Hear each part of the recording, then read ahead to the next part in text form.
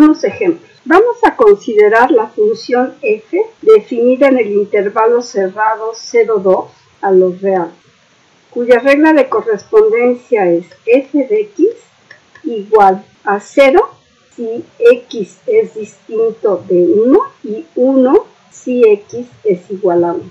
La pregunta es si f es integral. La gráfica de la función aparece en la pantalla y vemos que vale 0, excepto en el 1, que vale 1. Vamos a considerar la partición P, definida de T0 a Tn, cualquier partición del intervalo cerrado 0,2. ¿Qué características tiene una partición? Pues que T0 es igual a 0, Tn es igual a 2 y Ti menos 1 es menor que Ti para toda i desde 1 hasta n. Ahora vamos a suponer que el intervalito de la partición Tk menos 1, Tk contiene al 1, es decir, Tk menos 1 es menor que 1, menor que Tk. Entonces tenemos que m minúscula i es igual a m mayúscula i, que va a ser igual a 0 si i es distinto de k.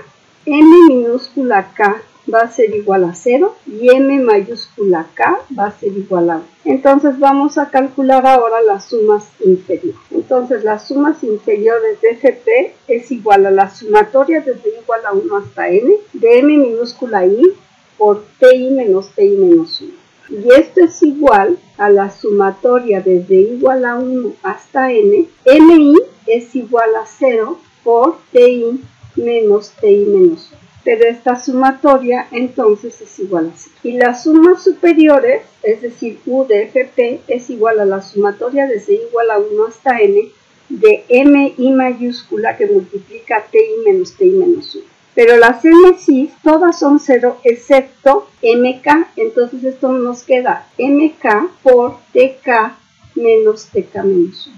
Pero como la mk es igual a 1, entonces esto es igual a tk menos tk menos 1.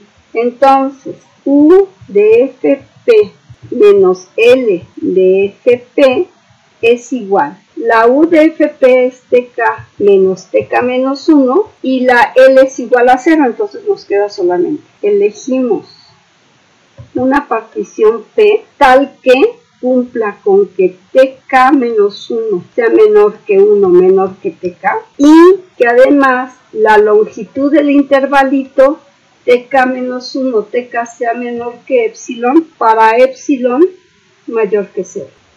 Entonces, por el teorema anterior tenemos que f es integral. Este es un ejemplo de una función que no es continua, pero sí es integral. Puesto que f es integrable y existe un solo número entre todas las sumas inferiores y superiores, que es el 0, entonces tenemos que la integral de 0 a 2 de la función f es igual a 0. Ejemplo 2. Vamos a considerar la función f de x igual a x en el intervalo cerrado 0b con b positivo. La pregunta es f integrable? Si la respuesta es afirmativa, ¿cuánto vale la integral de 0 a b de f? Vamos a considerar una partición P como el conjunto de puntos P0 hasta Pn del intervalo cerrado 0b.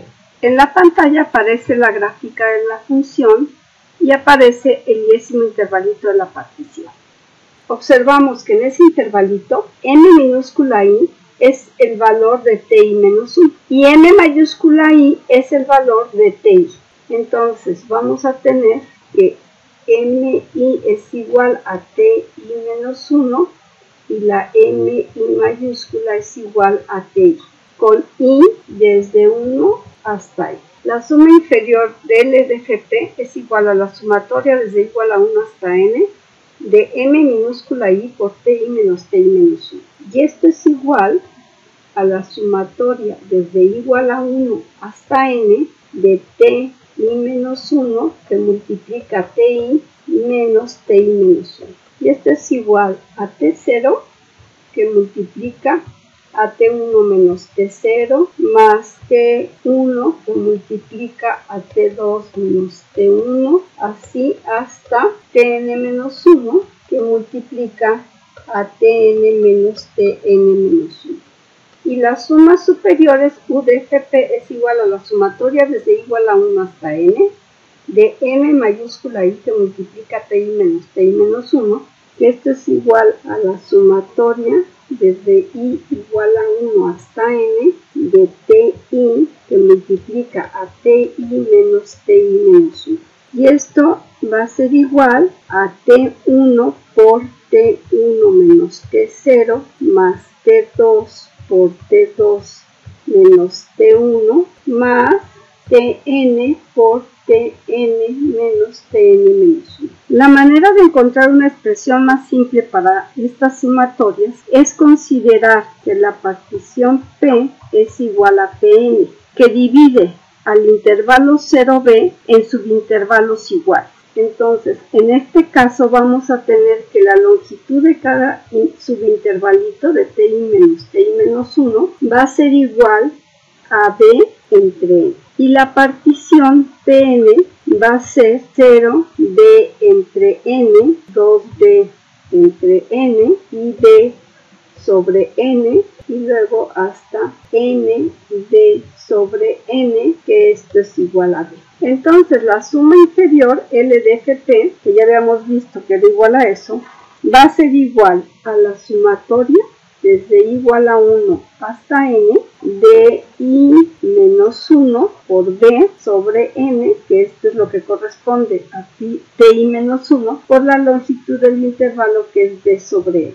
Y esto vamos a tener b al cuadrado sobre n al cuadrado, que como no depende de I sale de la sumatoria, por la suma desde igual a 1 hasta n de I menos 1. Y esto lo podemos escribir como b cuadrada sobre n al cuadrado por la sumatoria desde j igual a 0 hasta n menos 1 de j. Vamos a demostrar por inducción que la sumatoria desde j igual a 0 hasta n de j es igual a n por n más 1 sobre 2. Para demostrar algo por inducción debemos de demostrarlo para n igual a 1, suponer que la afirmación se cumple para n menos 1 y demostrarla para n. Entonces, si n es igual a 1, tenemos que la sumatoria desde j igual a 0 hasta 1 de j es igual a 0 más 1, pero esto lo podemos escribir como 1 por 1 más 1 sobre 2. Entonces, supongamos cierto resultado para n menos 1, es decir, que la sumatoria desde j igual a 0 hasta n menos 1 de j es igual a n menos 1 por n sobre 2. Ahora vamos a demostrarlo para n, es decir, que la sumatoria desde j igual a 0 hasta n de j va a ser igual a la sumatoria desde j igual a 0 hasta n menos 1 de j más n.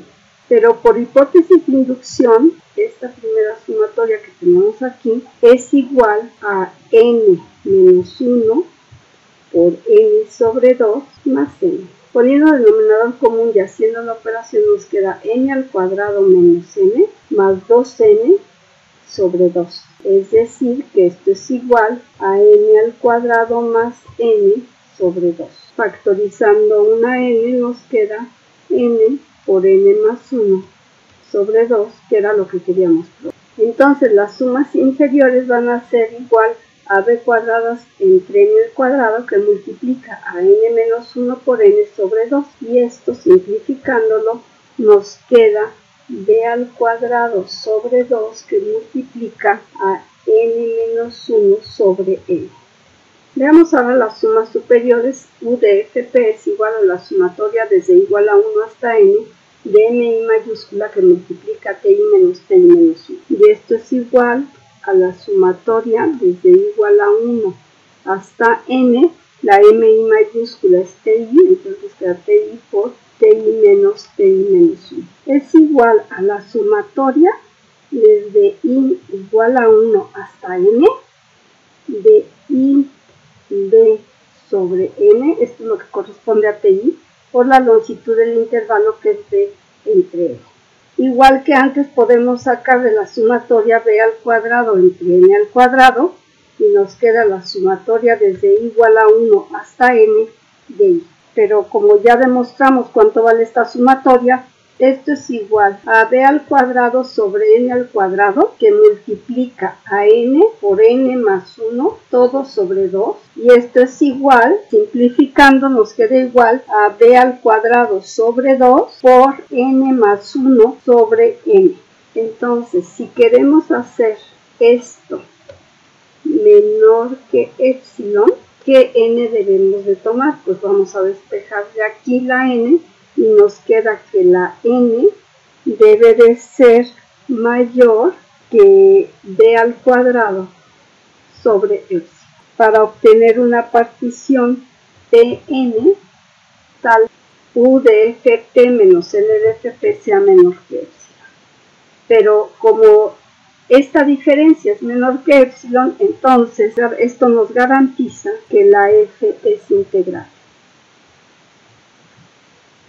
Sabemos que n-1 es estrictamente menor que n y a su vez esto es estrictamente menor que n más 1. Entonces, dividiendo entre n como n es un número positivo, entonces tenemos que n-1 sobre n es menor que 1, que es menor que n más 1 sobre n. Y si ahora multiplicamos esta desigualdad por b cuadrada sobre 2, como es positivo, entonces nos queda b cuadrada sobre 2 por n menos 1 sobre n es menor que b cuadrada sobre 2, que a su vez es menor que b cuadrada sobre 2 por n más 1 sobre n. Esto que tenemos aquí corresponde a L de f de Pn. Esto que tenemos aquí corresponde a U de f de Pn. Y entonces tenemos que la b al cuadrado sobre 2 está entre la L de f de Pn y la U para toda n que esté en los naturales. Por supuesto, no todas las particiones tienen esta forma. Sin embargo, puesto que U de f de Pn menos L de f de Pn puede hacerse tan pequeño como se quiera, entonces existe un único punto entre L de f de Pn y U de f de Pn, y en este caso es b cuadrada sobre 2.